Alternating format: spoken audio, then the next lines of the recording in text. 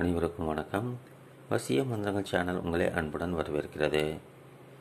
இன்றைய பதிவில் நாம் பார்க்க போகிற வசிய முறை அடங்காத நபரை அடக்கி உங்களுக்கு வசியமாக்கி தரக்கூடிய ஒரு அற்புதமான வசிய முறை.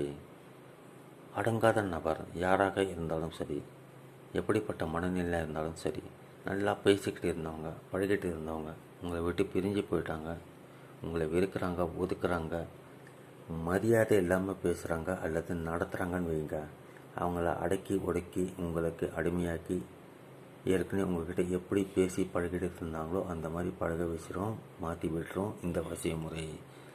ஒரு முறை பயன்படுத்தி பாருங்கள். வெற்றியை உறுதியாக தரக்கூடியது. இந்த சேனலை சப்ஸ்கிரைப் பண்ண மறக்காதீங்க. இந்த பதிவு பிடிச்சிருந்தால் லைக் பண்ணுங்கள், ஷேர் பண்ணுங்கள். பொதுவாக அடிக்கடி சண்டை சச்சரவுகள் வாழ்க்கையில் ஏற்படுவது சகஜம், ஒன்றாக சேருவதும் இயல்புதான். அதற்காக இந்த மாதிரியான வசியமுறைகள் பயன்படுத்த வேண்டிய அவசியம் கிடையாது. அளவுக்கு மீறினால் பிரியும் தருவாயில் நீங்கள் இருக்கிறீர்கள் அல்லது பிரிஞ்சு போகிற தருவாயில் அவங்க இருக்காங்கனாக்கா பயன்படுத்தலாம், ஒன்றும் பிரச்சனை கிடையாது. எமர்ஜென்சி அர்ஜென்ட்னாக்கா பயன்படுத்தலாம். தேவையில்லாமல் யார் மேலேயும் பிரயோகம் பண்ணாதீங்க, பலன் தராது. பெண்கள் தீட்டு நாட்களில் பண்ணக்கூடாது, மற்ற நாட்களில் பண்ணலாம். இந்த சேனலை சப்ஸ்கிரைப் பண்ணாமல் பார்க்குற நமக்கு சப்ஸ்கிரைப் பண்ணலாம். இந்த பதிவு பிடிச்சிருந்தால் லைக் பண்ணலாம், ஷேர் பண்ணலாம்.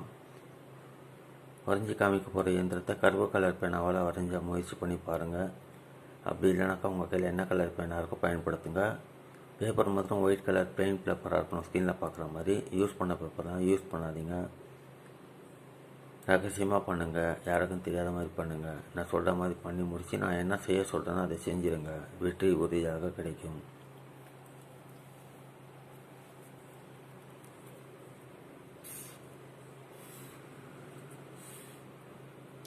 ஒரு நீளமான பாக்ஸ் போட்டுக்கோங்க.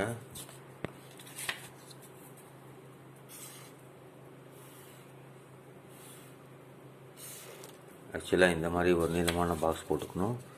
போட்டுக்கிட்டு நடுவில் 2 கோடுகள் போடுங்க.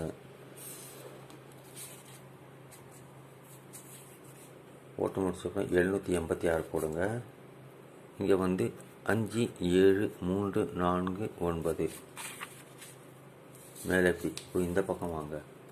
5 7 3 4 9 5 7 3 4 9 5 7 3 4 9 இப்படி வரணும். 1 2 3 4.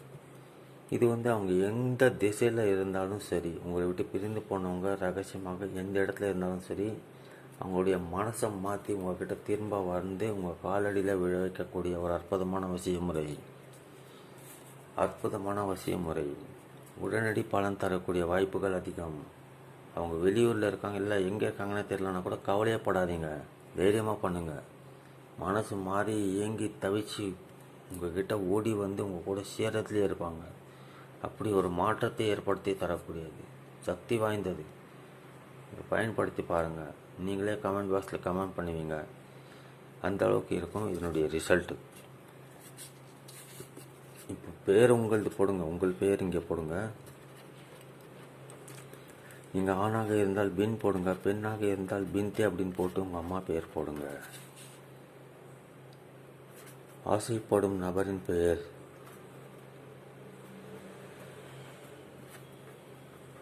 ஆசைப்படும் நபர்னாக்கா அது நீங்கள் லவ்வராக இருக்கலாம், கணவனாக இருக்கலாம், மனைவியாக இருக்கலாம், காதலனாக இருக்கலாம், காதலியாக இருக்கலாம். யாராக இருந்தாலும் அவங்களுடைய பேர் போட்டு, அவங்க ஆணாக இருந்தால் பின் போடுங்க, பெண்ணாக இருந்தால் பின்தே அப்படின்னு போட்டு அவங்க அம்மா பேர் போடுங்க.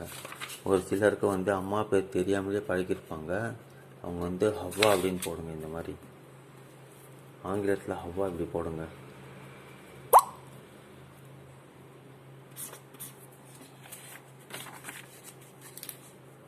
போட்டு முடிச்ச அப்புறம் இதை நீங்கள் ஒரு பாரமான பொருள் கீழே வைக்கலாம். நல்லா அழுத்தம் கிடைக்கிற மாதிரி ஒரு இடத்துல வைங்க. பெரிய கல் கீழே வைக்கலாம், அல்லது உங்கள் கட்டில் காலடி கீழே வைக்கலாம். வீட்டில் யாரும் பார்க்க மாட்டாங்க, பிரச்சனை பண்ண மாட்டாங்க, வைக்கலாம். முடிஞ்ச அளவுக்கு வெளியே கொண்டு போய் வைங்க. 3 கிலோவுக்கு எடை குறையாமல் அழுத்தமான ஒரு நல்ல அழுத்தம் தரக்கூடிய ஒரு கல்லாக பார்த்து அது கீழே வச்சுருங்க, போதும். இது எப்படி மடிக்கணுன்னாக்கா இப்படி மடிச்சுக்கோங்க, ஸ்கொயர் டைப்பில் மடிச்சுக்கோங்க.